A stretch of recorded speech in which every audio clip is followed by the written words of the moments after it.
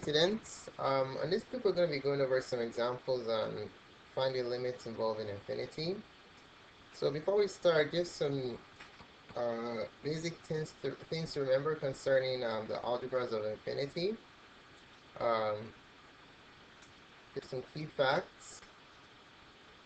Whenever you have a number divided by infinity, because the number is finite and infinity is infinite. It's just as though you're dividing a number into infinitely many pieces, so the pieces get smaller and smaller until basically you get to zero. So any number, fixed number divided by infinity is zero. Alright? For example, if you have 3 divided by infinity, it's like dividing 3 into infinitely many pieces. The pieces get so small that they become insignificant or inconsequential. So basically 3 divided by infinity is 0. Alright? Or let's say you have 5 divided by infinity is 0. Alright? Or even 10,000 divided by infinity. As long as the number is fixed and you're dividing it by infinity, you're always going to end up with 0. Alright? And then also if you have infinity divided by a number, that is going to become, that equals infinity. Okay? Just like you're dividing infinitely many pieces of something into finite number, you can keep filling it forever without stopping because infinity goes on forever. So, for example, if you have infinity over 10, your answer is going to be infinity. Alright? And then if you have infinity over 4, your answer is also going to be infinity. But infinity over 0 is kind of technical because you're dividing infinitely many pieces of something into nothing, right? So this is undefined. It's like a special case. So you need to use a different approach for this. Okay, so just keep these two facts in mind. I'm going to be using them to solve some of the problems involving infinity today. And also, whenever you have infinity over infinity, this one, it's questionable.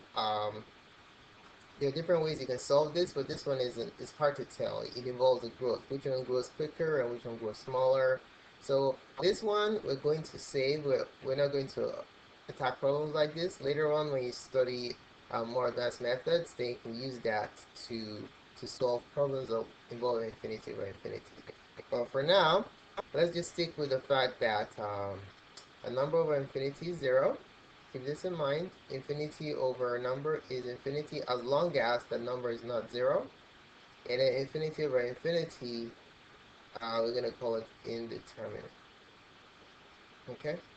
We don't know what it is yet because our knowledge of limit has not extended to address problems of this nature. Alright? So let's go ahead and start some examples. So number 1, we have the limit. We want to find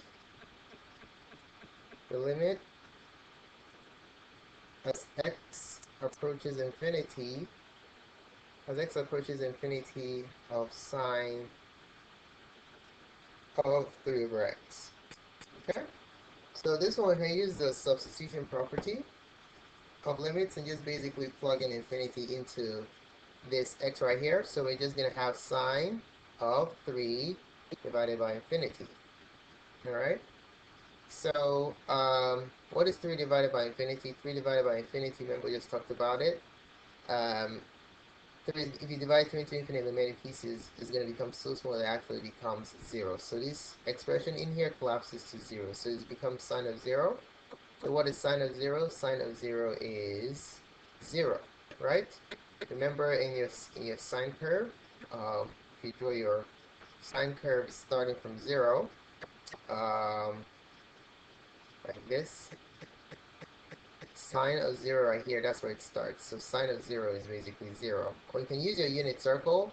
The y-coordinate of a unit circle when you're at 0 degrees right there is going to be 0. Alright, so this is your answer. So the limit as x approaches infinity of sine 3 over x is equal to 0. Alright? Okay, let's move on to number 2. Number 2, we have the limit as x approaches negative infinity of e to the negative 3x. Okay, so what is this one? Alright, so for this one, before I plug in the limit, I want to address this negative exponent because it's going to help me evaluate what the limit is later on.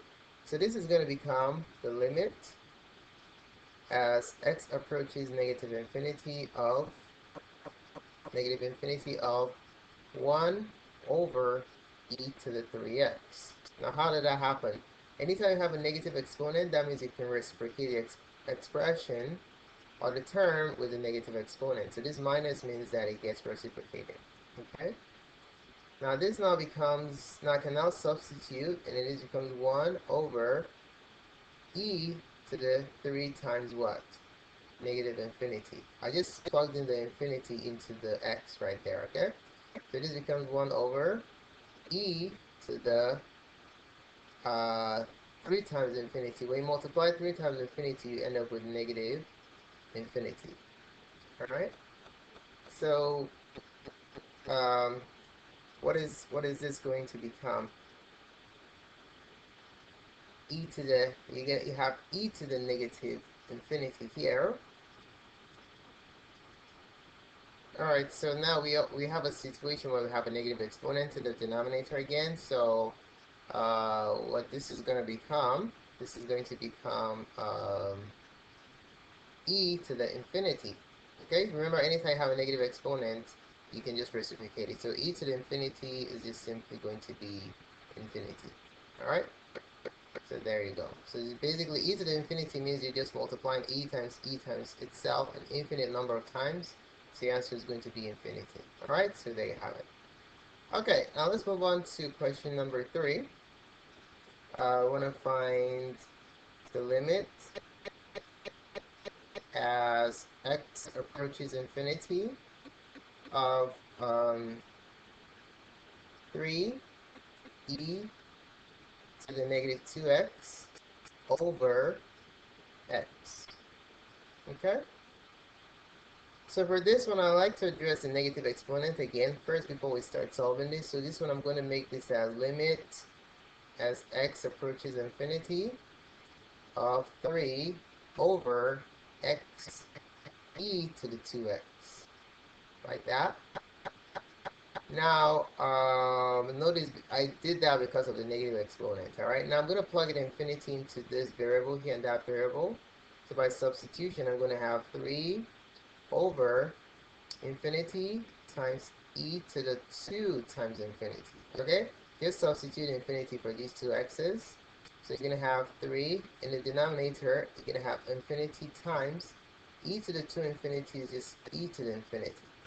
Okay? And that becomes 3 over infinity times infinity. Infinity times infinity is infinity squared. This is just infinity. Alright? Now what is 3 divided by infinity? It's like you're dividing 3 into infinitely many pieces, so they get so small that it actually approaches 0. Alright, so that goes the answer. So the limit as x approaches infinity of 3 e to the negative 2x over x equals 0. That goes the answer. Okay? Alright, now let's take a look at question number 4. We want to find the limit as x approaches infinity of 2x to the 4th plus 3x to the 2nd minus 5, and then divide that whole expression by divided by 3x to the 3rd plus 4x. Okay? There are different ways you can do this, but let me show you one method. One method you can use to do this limit is we basically look at the coefficient. You want to look at the biggest degree in the denominator. Okay? What's the biggest degree in the denominator is x to the 3rd. So what I'm going to do is I'm going to multiply the numerator and the denominator by the biggest degree in the denominator, which is x to the 3rd. So I'm going to multiply the top by 1 over x to the 3rd, because that's the biggest degree in the denominator. and then I'm going to multiply the bottom by the same thing, 1 over x to the third. Okay? Alright, so when I multiply that out, we're going to have 2x to the fourth divided by x to the third. I'm just distributing this to every single term, okay? Plus 3x to the second divided by x to the third minus 5 divided by x to the third. Alright? And then divide the whole thing by 3x to the third over x to the third plus 4x over x to the third, like that. Alright, now let's simplify it. When we simplify it, this one, using the law of exponents, you just subtract, you have 2x plus 3 over x minus 5 over x to the third divided by, and then here we're going to have 3 plus 4 over x squared. Okay, because you have a 1 here and use minus 1 from that, and then you have that. Alright, so we're going to take the limit. Limit as x approaches infinity. Okay, so upon reduction now I can make a substitution, and then we'll do the term by term limits. Okay, so if I take term by term limits, all I just do is I substitute infinity into each and every variable here. Alright, so that's going to give me on the top 2 times infinity plus 3 over infinity minus 5 over infinity to the third, and then divide that whole expression by 3 plus 4 over infinity squared. Okay? Alright, now on the top we're going to have, this is 2 times infinity, which is just infinity. And then any number divided by infinity is just 0. 0 minus a number divided by infinity again is 0. Over 3 plus a number divided by infinity squared is also 0. So the zeros don't count, so you just have infinity divided by 3. If you divide infinite number of an object into 3 spots, you're going to keep filling it forever, right? So this is basically going to be infinity. So there goes your answer. Alright, so just remember to multiply by the variable with the highest degree on the denominator. In this case, it was x to the third. That was a variable. Forget about the coefficient, okay? It was x to the third, so that's the one that we multiply. We divide the denominator and the numerator by that. Alright, so that's how it works. Alright, now let's move on to another example. This was example 4. Now, example 5. Number 5, what if we had the example, the limit, find the limit as x approaches infinity of the square root of 5x sine x. Okay? Alright, so this one, there's no simplification that can be done. So all I do is I can just directly plug in infinity into these two variables. So I'm going to have the square root of 5 times infinity sine infinity. Okay? Alright, so what is 5 times infinity is going to be infinity. That is square root of infinity sine infinity. So what is the square root of infinity? Infinity is a really, really big number, right? So if you root it, you're still going to get an infinitely large number. So it's going to be infinity times sine infinity. Alright, so what is the behavior of sine at infinity? If you look at a sine curve, the sine curve has a periodic behavior, right? How does it behave at infinity? Sine curve has a maximum of 1 and a minimum of -1. So when you're graphing your sine curve, what do you notice happens with this function?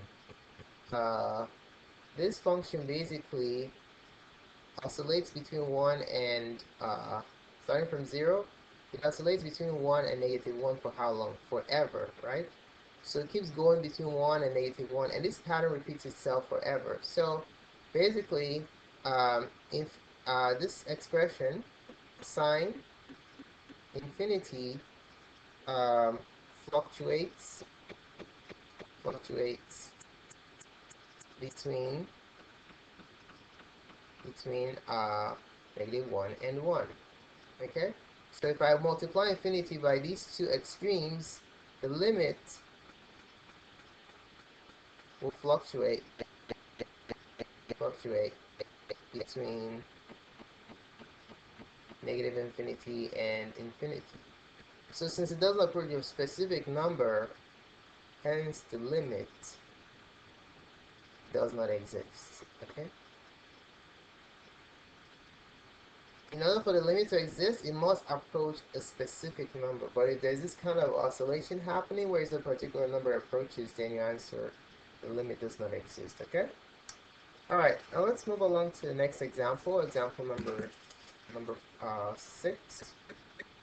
Example 6, we want to find the limit as x approaches infinity of 3 over the absolute value of x. Alright, so you gotta be really careful when you're dealing with absolute value functions because they're sensitive when it comes to sign, okay?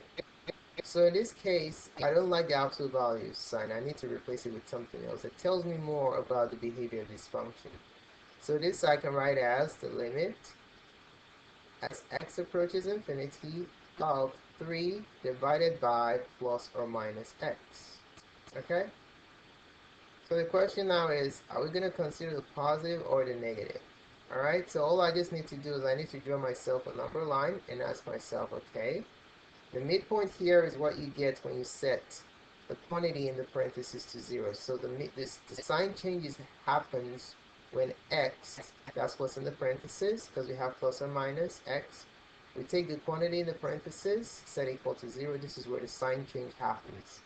So to the left of 0 is going to be negative, to the right of 0 is going to be positive. So the question is, where is infinity? Infinity is way to the right, as far right as you can get. Negative infinity is way to the left. So what sign am I going to pick? Since we're going to infinity, we're going to be going in this direction. We're going to be going in this direction. So we're going to pick the positive one. Okay, so that's what we're picking. We're picking the positive sign. Alright? So this limit can be reduced further into the limit as x approaches infinity of 3 over x. We dump the minus. The minus is if we were going to negative infinity. Alright? So now I'm free to substitute since we don't have this ambiguity here anymore. So it's going to be 3 over infinity. Remember, a fixed number divided by infinity is simply 0. So there goes your answer. Okay? Alright. Let's try another example. Number 7. What is the limit as x approaches infinity of e to the negative 2x sine 3x? Alright, so for this one, I like to simplify this since I have a minus exponent here. I'm going to have sine 3x over e to the 3x, e to the 2x, take the limit as x approaches infinity. And then I'm going to plug in infinity, right? So I'm going to have sine of 3 times infinity divided by e to the 2 times infinity. Okay? So we're going to have on the numerator sine infinity divided by e to the infinity. So it's going to become sine infinity over infinity. Okay? So how does sine infinity behave at infinity? Remember, it fluctuates between negative 1 and 1. Okay?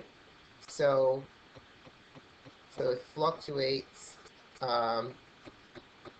sine infinity fluctuates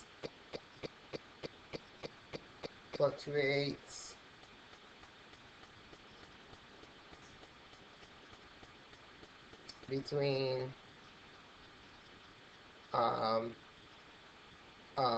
negative 1 and 1. Okay?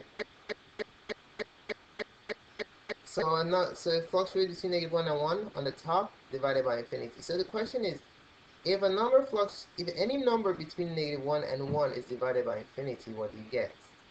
If you're restricted between negative 1 and 1 and you divide it by infinity, since you're dividing by infinity, it's going to become, you're going to have 0.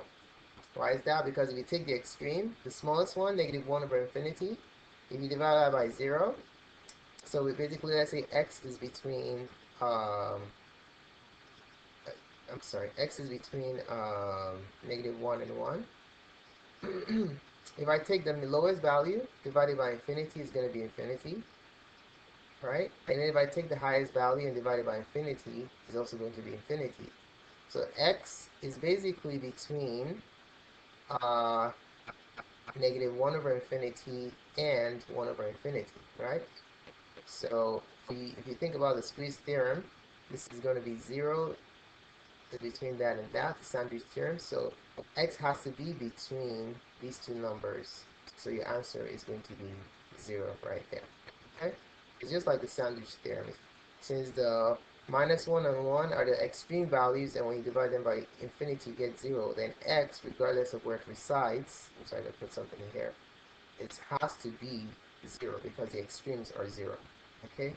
So by this squeeze theorem, we call it sandwich.